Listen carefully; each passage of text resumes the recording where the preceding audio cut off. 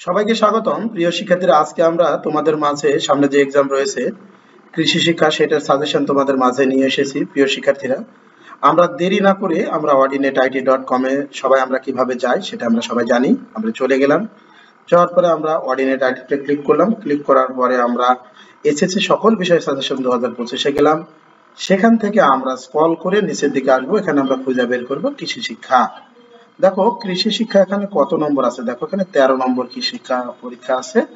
13 নম্বরে আমাদের যে সাজেশন আছে আমাদের এখানে দেখো 1 2 3 4 5 মোট 7টা অধ্যায় আছে। 7টা অধ্যায় খুবই গুরুত্বপূর্ণ। এই অধ্যায়ের উপরে পরীক্ষায় আসবে। কিভাবে আসবে আমরা প্রথমটা যদি ওপেন করে প্রিয় শিক্ষার্থীরা আমরা দেখি।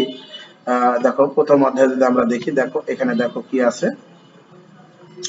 এখানে দেখো তথ্য কণিকা, জ্ঞানমূলক প্রশ্ন, উদাহরণ, বর্ণিল, সৃজনশীল প্রশ্ন। সৃজনশীল প্রশ্ন উত্তর দেখো আমরা সাধারণত দেখো তথ্য কণিকায় যেগুলো আসে এগুলো কিন্তু বেশি আসবে। এগুলো আমরা এভাবে অ্যানালাইসিস করেছি, বিভিন্ন বোর্ডে বারবার আসে, সেগুলোকে আমরা তথ্য কণিকায় রেখেছি। তারপরে দেখো প্রিয় শিক্ষার্থীরা এখানে জ্ঞানমূলক প্রশ্ন, তার আবার উত্তর দিয়ে রেখেছি। আশা করি এখান থেকে 100% কমন থাকবে গতানুগতিক দ্বারা, এবং খ মার্কের প্রশ্ন প্রিয় শিক্ষার্থীরা দিয়ে রেখেছি।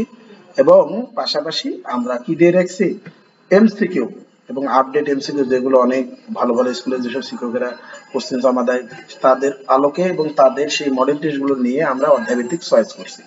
আশা করি বুঝতে পেরেছো তোমরা প্রিয় শিক্ষার্থীরা।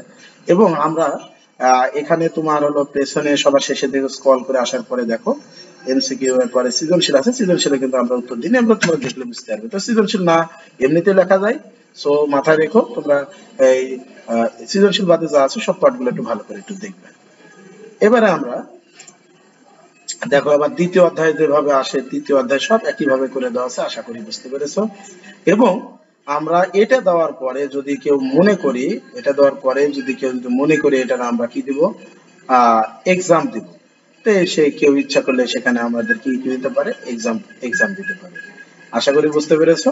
তো পরবর্তী ভিডিওতে স্বাগতম জানিয়ে আজকের মতো শেষ করে দিলাম। আল্লাহ হাফেজ।